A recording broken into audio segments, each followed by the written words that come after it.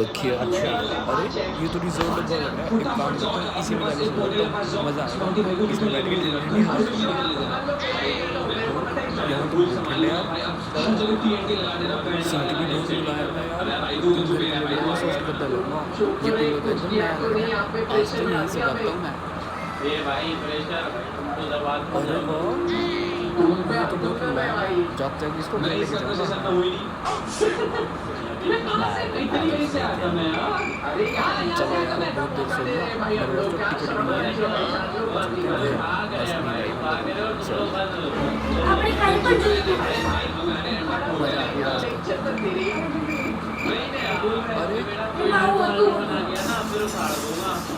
तो अरे भाई साहब ये कौन सा स्टेशन है